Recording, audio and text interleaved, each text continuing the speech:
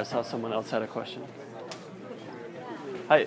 I saw you raise your hand, but didn't get to it. Cap on the Bitcoin. Yeah. Saying, Yeah. But so right now, we haven't reached the cap.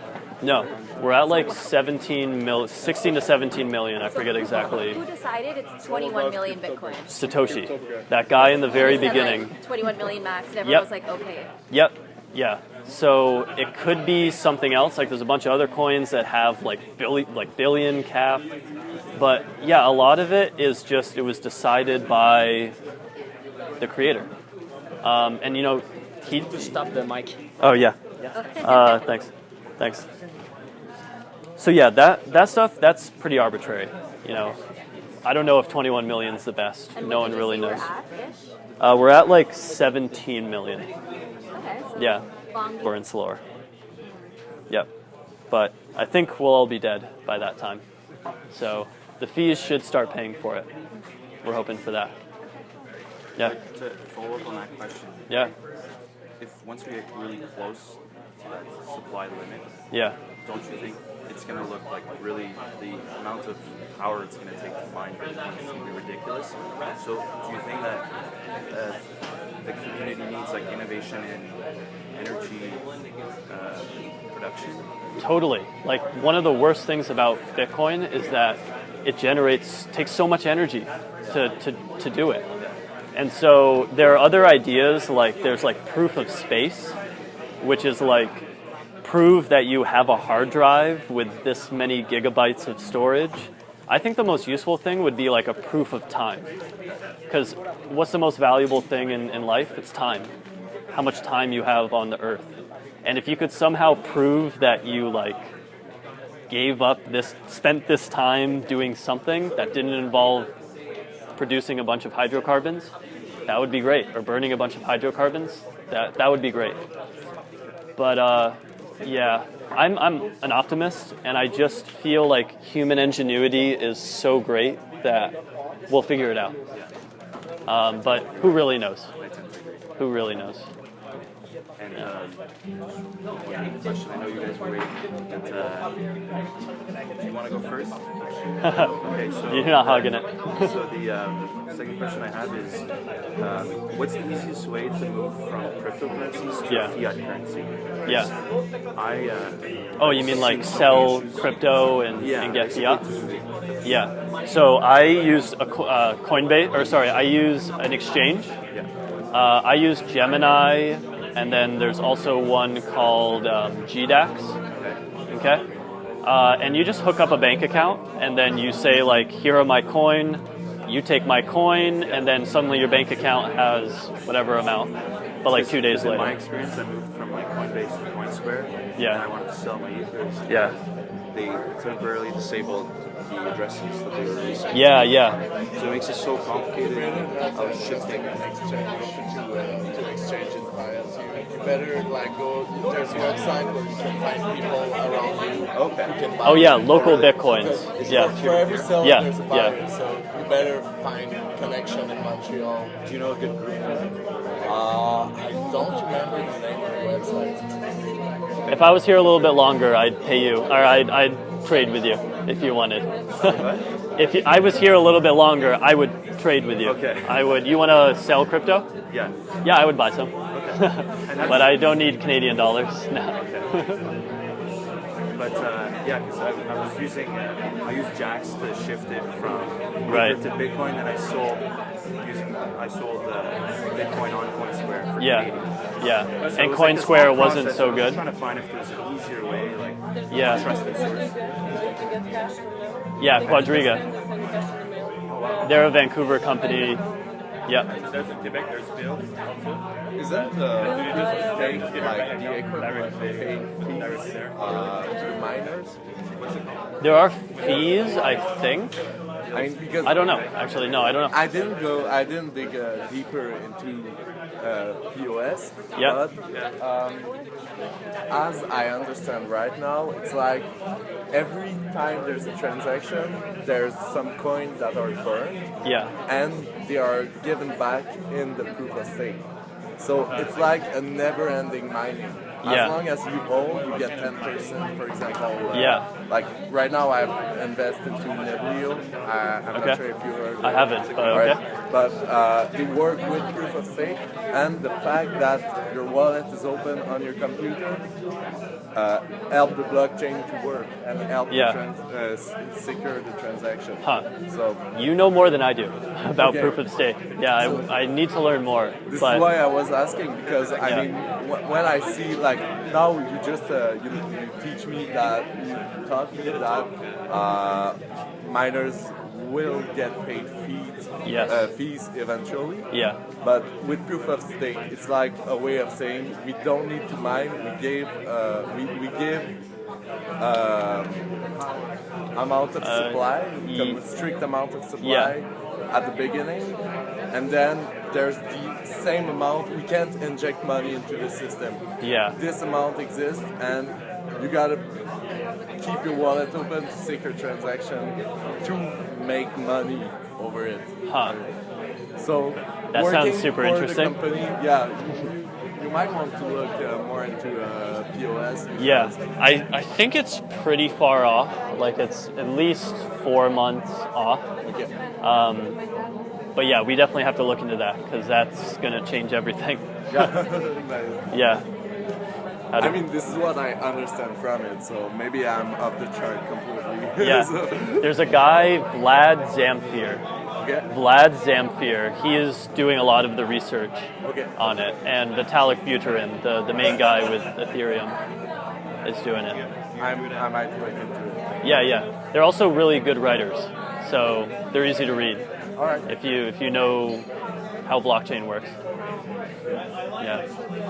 Thank you. Yeah. for coming. Thank you for coming. So Appreciate did it. you program on the blockchain code, Bitcoin code? I haven't done Bitcoin Core, no. But this company I work for is like an infrastructure company. Have you heard of BitGo? We're a wallet provider. Basically, we create multi-signature wallets for... That's open source or it's... Yeah. private? Yeah. That was my question. Is it open source? Yeah. So it's... Well, okay. It's kind of open source. Because you said we can write something and it never goes. So Yeah. I guess it's open source.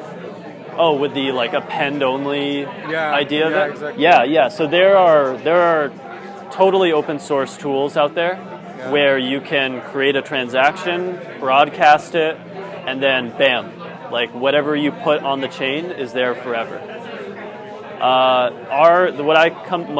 What my company does is we have a central server that you communicate with, but it's kind of around this idea of edge security, where you never really trust us. We're just like, we help you, like with certain things. And I can go into it more if you want, but but we do have open source tools, and it does rely on our server to transact certain things, but you never trust us. And like I said, trust is really important in blockchain. The main language of programming transactions? Is it? It's so much, like JavaScript, Go, PHP, Java, like whatever you want. Rust, whatever you want. Yeah. Why? What do you like to develop in? In MATLAB. There might. C++. There's the C++. Yeah, I mean the Bitcoin core software is written in C++. Okay. So yeah, there's a lot of C++ tools. I don't think MATLAB. I don't know. Because I heard many mathematics, maybe. Yeah, there's not much matrix math. Oh, okay. No, it's cryptographic math. So actually, maybe that involves lattices, but I don't know, or linear algebra. I don't know. So Yeah. did you start working on it by being employed in that company, or you just started? Yeah, and I also wrote guides in the early days for understanding this stuff. Technical guys? Technical guides, yeah, like how does a multi-signature transaction work? Like what is going on? What is this step? Yada yada. Yep. And I got in 2012, so it was like the good old days, and things were simpler then. A lot of that stuff happening. There's so much stuff happening now. Yeah, it's like I really like reading white papers, which are like more common now in Bitcoin because it's how people get out their ideas. And I just wish I had an extra day where I could just sit down and like read all the interesting things that are happening, because there's just not enough time. Not enough time. How would you said that miners like need to do work. Yeah. Are they actually like typing away, or they're just No. like running, turning on the power and Yeah. watching TV? Yep, they're watching TV. They're probably always thinking about their rigs. So I'll show you some pictures in the next talk, but there are just warehouses filled with computers, very special computers. Like their only purpose is to mine. And they're running 24/7. And there's always, they have teams of like probably 100 people, always, checking on them, making sure they're working okay. Are they running at full power? And they're running this computer algorithm, which is basically like rolling a die. Is everyone's computer algorithm the same? Yes. All miners? Yes. Yep. It's called cryptographic hash function, and it just takes a blob of data and then generates a random number from it. So if you lose, what happens? What does You that try mean? again. So right now there are, and this is where I said I didn't remember the number, but every second there are what's bigger than a quadrillion? Quintillion? Five, yeah. There are a quintillion dice being rolled. And when I say dice being rolled, really what I mean is like a random thing happening. And the random thing is you take some data, you put it through this function, and out pops a random value. And then each miner takes the value and they go, all right, is this less than the number we all share that we need to get under? And so it's like, to scale down the numbers extremely, it's like, imagine you had a 100-sided die, and we all agreed that we needed to get below 7. And we're rolling the die. And most of the time, you don't get below 7, because probability. But sooner or later, someone's going to roll the die and go, hey, look, like, I rolled a 6. And then everyone goes, all right, okay, you won. Here's your coin. And then they start over again with a new batch of transactions, processing it. Yeah. So I don't know if the mining... What's the purpose of being over or under this number? Because that's the rule of the games. That's the rule of the games. It's like random. It's like 21 million. It's just someone said under this number. And everyone follows it. Well, the purpose of the number is to make it so that every block comes in every 10 minutes, roughly. So you can imagine, like, if the number is set to X and it takes 10 minutes, if I increased it to 2X, it would take 20 minutes, take longer. So yeah, the arbitrary number that was chosen is 10 minutes. That's what Satoshi wanted. Will it ever go up or down? It's random, so sometimes you can see there won't be a new block even after 60 minutes, after an hour. Sometimes a block will be found in 2 minutes. It's all this random process. But the expected value, on average, it's 10 minutes. Yeah. And there are other coins that do less, 2 minutes, 5 seconds. And how many transactions goes into one block? Roughly 2,000. Roughly So 2,000. if I'm number one, if you're the miner and I'm transaction 1, I have to wait till you get 1,999 more transactions until I get my money. It's all about the time, like every 10 minutes. So maybe there's 2 transactions in a block, maybe there's 2,000. It's just, you can think of like every 10 minutes you can look up and go, is there another block? Oh, cool. My transactions have gone through. So you don't need to wait. You don't need to wait for more transactions. You just need to wait for that 10 minutes. So I read this article, probably like Reddit, and it was like a guy's experience. It took a week to cash out his Bitcoin, and he was like freaking out because the market was going up and down. Oh, I read that. Yeah. It was like so on good. Some, like a random thing. Yeah. Is that, how long does it usually take? Like, why did it take a week and some people take 10 minutes? Or Yeah, so super complicated question because there's so many variables. But one of it is, what were the fees that they paid. If you pay too low a fee, you can imagine you're a miner and you have this much space to put transactions in, but there's this many transactions. You're going to prioritize the ones that pay you more, right? Obviously. So fee is a problem if they spend too little.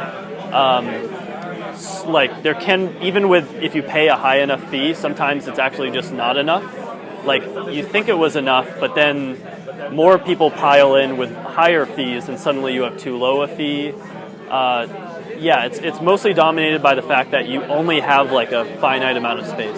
How do you know what the fee is? Do you email someone and they say like $70, this yeah. $20? So that's the reason you run a node, is your node can tell you. And then you also need to do some like, if you want to get really good, like what our company does, you need to gather more information from other websites. Like websites exist purely just to find the fee, or what the optimal fee would be. Yeah, so that's like kind of an unsolved problem. It's really hard. Like I dealt with that today. We had a meeting today to talk about fees, to talk about how we can fix them. Right now, there's no fees. It's just no, there are. Bitcoin. No, there are fees right now. Like I wanted to send some money to my friend, and I was like, God damn it! Like it's $25 to send a transaction. I was just going to send her like $50, but that's not worth it. Half of it gets destroyed. So fees are being paid right now. Definitely. And they also get the 12.5 Bitcoin. Exactly. Yep. So they're double dipping. Yeah. Okay. Yeah. So it's a good time to be a miner. Yeah, like you should, where can I point you to people? Well, if I see them later, there are people here who are like setting up mining rigs in their home. Yeah, I heard that Canada's a good place because yeah. It's cold, so you don't need to cool it. Yeah, and your electricity is so freaking cheap. Yeah, hydro's good. Freaking A, yeah. So, where are you from? I grew up in Vermont, but I'm a digital nomad now, so I just travel around and gonna go to Japan next month. So, but if I was staying, I would probably be a miner just because it sounds so fun. Like running these machines, and oh my gosh, these machines are making me like hundreds of dollars. That sounds fun. Yeah. I met an entrepreneur last summer that said he was profitable mining Bitcoin. Yeah. Last summer. So I can't imagine now, but then again, with the factor that you're saying the more they are, the harder it is. Yeah. Will that make profitability harder versus costs? Yeah. The more miners there are, the harder it is. But also, if the price doubles, then it doesn't matter if you're half as efficient. It's the same thing, right? If you can only have so many Bitcoins in Yeah. the world, Yeah. when you get close to 21 million, isn't the value going to go up because of scarcity? Exactly. So yeah. How do you regulate it at that point? Supply and demand. Yeah. It's all supply and demand. Yeah. But there's no more supply. But there's sorry, I should rather say Supply, there's more demand. Yeah. So the price goes yeah. up. Yeah. It's supposed to go up. And there's a difference between like money being injected into the system and demand to use the system. Like imagine that no one created any more dollars. There'd still be value in dollars, right? Because we can transact. Same idea. There's only so much, right? Right. Yeah, and that's like a really interesting thing about Bitcoin is that it's a scarce resource, or it's a deflationary currency. Most currencies are inflationary. Like you print more money. You print more and more and more, unbounded. Bitcoin is, this is how much we're going to have, can't change it. And who knows what this is going to be like. Maybe this is a horrible idea. Maybe it's a great idea. That's what makes this so fun, is like there's so many questions and problems, and who knows what the hell the answer is. Could someone change it? It is possible. So I didn't want to talk about this up there because it's like this whole other talk. But can I just go and check my... I'll be right back. I just want to check my computer. Pardon me?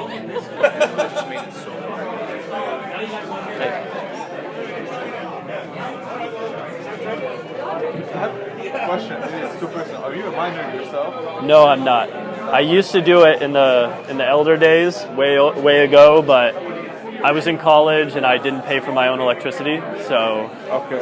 yeah, Like not customized. anymore. Yeah, not anymore. right, Alex? Every 10 minutes, the miner wins, gets 12.5. Yeah, roughly it's Times the value. it's on average every 10 minutes. It's worth 10,000. Yeah, Now, today. right now. No, it's worth 100,000. No, but the Bitcoin, you're saying it gets paid 12.5 Bitcoin. Yeah, So Yep. let's say it's the Bitcoin's 10,000, it's 125,000 bucks you're getting. yeah, It's 125 to 1. Every 10 minutes, there's somebody getting yeah, 100. yeah. Okay, so why are we mining? Where do I get this? Let's from? do it. The thing is, to mine is super expensive Is it? to do it. How much Yeah, are the machines? you should ask him. He's trying to set up his own mining rig. Patrice, c'est combien les machines? Pascal, c'est combien les machines de mining? Ça coûte combien? GPU? Ouais. GPU 3000 6 cartes. Combien? 3000 piastres Ok. pour 6 cartes graphiques. C'est-tu assez pour faire avec le fan? T'es jamais sûr de ce que tu vas tomber avec un GPU à 3000 $. Les fermes en Chine, ces GPU-là, ils en ont comme des milliers. Ouais, c'est ça, ouais. Puis c'est rentable parce qu'ils en ont des milliers. C'est ça. Pour en faire un, c'est pas assez. T'essayes de faire un farm? Ben, commençons par explorer, puis après je verrai si ça vaut la peine. Je le fais comme ça. Also, genre les frais au Canada sont vraiment chers pour l'électricité, même si on a Hydro-Québec et qu'on est dans les pays qui c'est le moins cher. Mais c'est pour ça que tout se passe en Chine, c'est parce que c'est vraiment moins cher l'électricité. Ici, l'électricité est tellement chère que honnêtement, avec ton seul GPU, ça te coûterait plus cher par mois que ce que tu aurais à la fin de l'année en Bitcoin. Les miners sont en Chine. La plupart. Ça a fermé, t'avais dit. Ouais, ils ont banni les miners. C'est pour ça qu'il y a un gros drop en ce moment. La Corée du Sud a banni plein d'échanges. La Chine a fermé les miners. Il y a un gros drop. Ils ont peur. Les gouvernements et les banques ont peur parce que en fait, ce qui se passait en Corée, c'est que les bitcoins coûtaient beaucoup plus cher en Corée.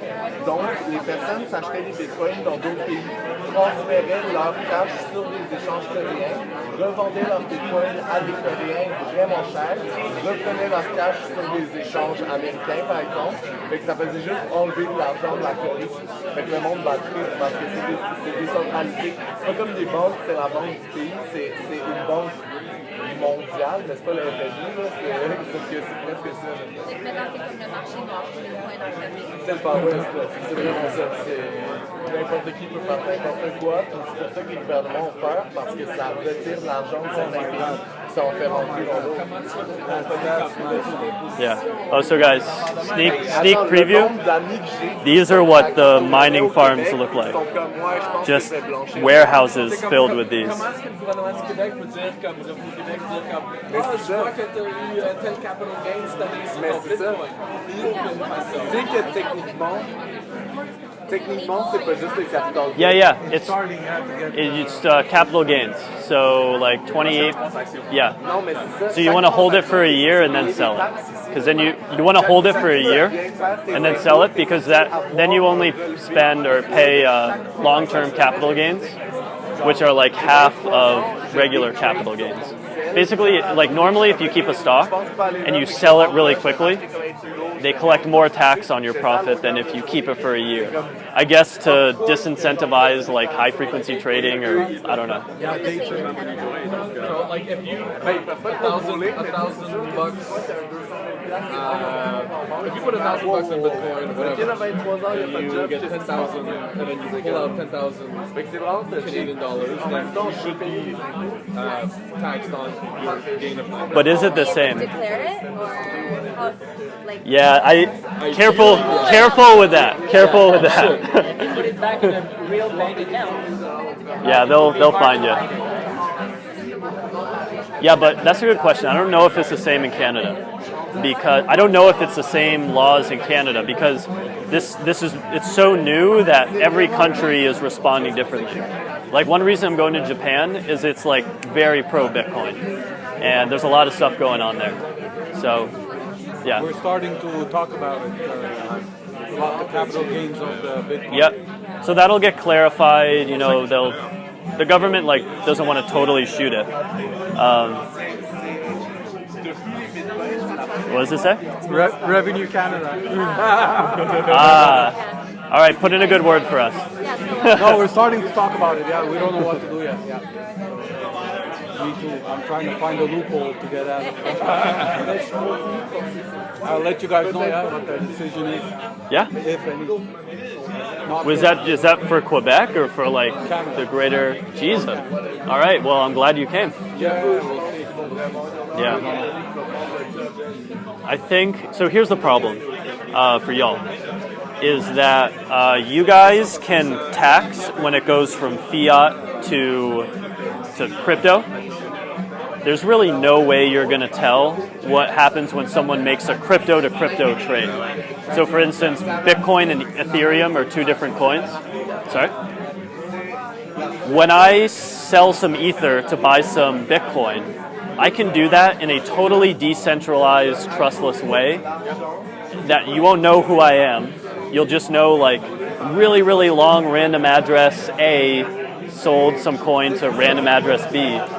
And there's no way you can track that. Like, is it related to your computer or your cell phone? Say it again? Is it tied to your computer, your IP address, or your cell phone? So really, when it comes down to it, it's tied to what's called a private key. I'm going to talk about that in this tech talk, but all it is a 80-digit number that exists. Like I have my phone, and it has a wallet on it that stores about a couple hundred Bitcoin. When it comes down to it, there's a key, private key, and that is what I use to sign a transaction and mark it as my own. So it can exist on your phone, on a computer. It can be on a freaking piece of paper. And actually, one of mine is on a piece of paper, but it's like stashed in a safe somewhere away from everyone. So it has to do with cryptography, math, but yeah, that's all it is. Code is in my phone on my cloud, and someone hacks my phone. You're done. Yeah, so it is hackable. Oh, it's yeah. So maybe I should have clarified that. Totally, yeah. The system itself is hackable. Or sorry, the system itself has not had any hacks against it. But individual people, you and me, yeah, we have to be really careful. Once you have that long address, once you get that long address, that's someone's like login code. There's two types of addresses. There's like a address that I send to you. That's totally public. Okay. And then there's the private key.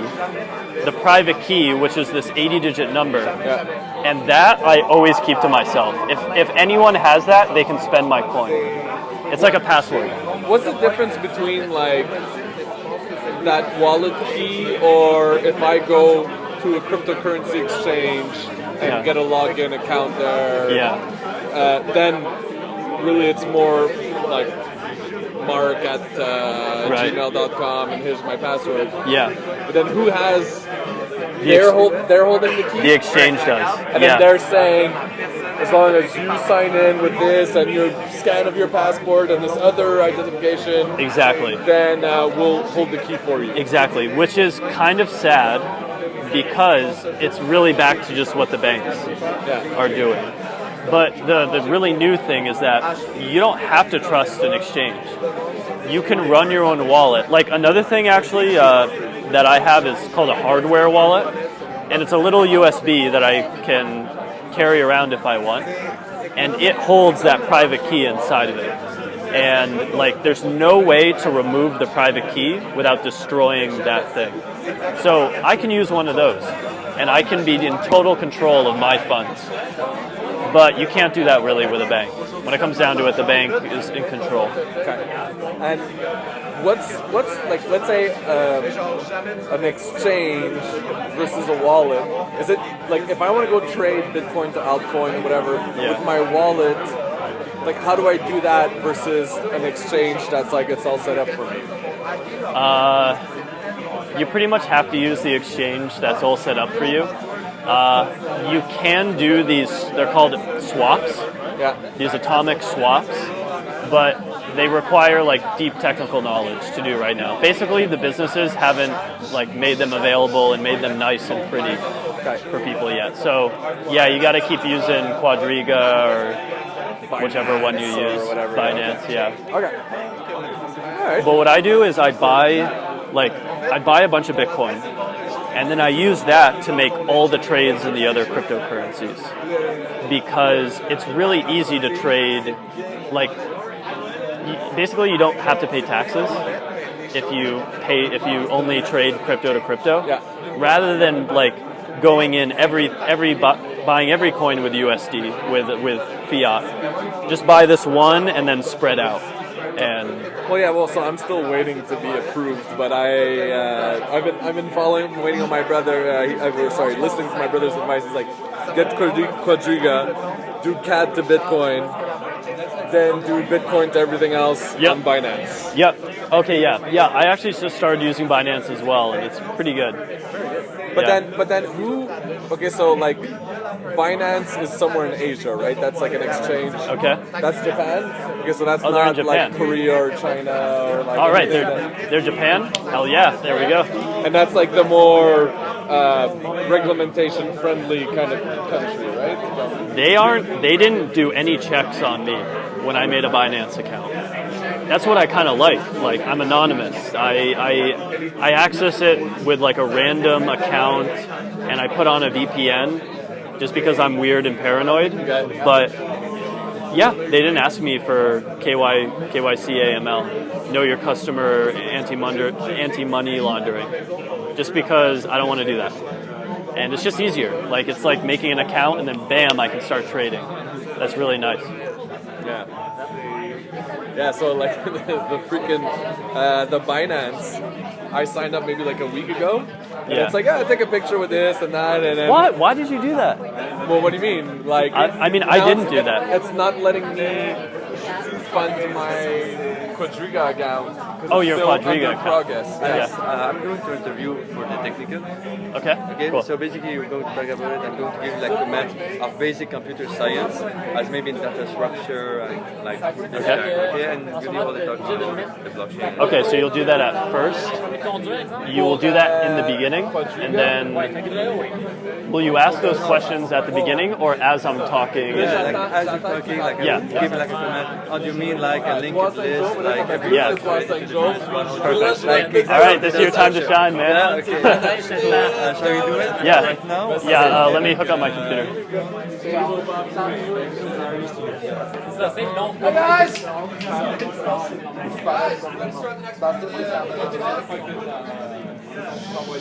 Panique pas, des fois ça dure une semaine.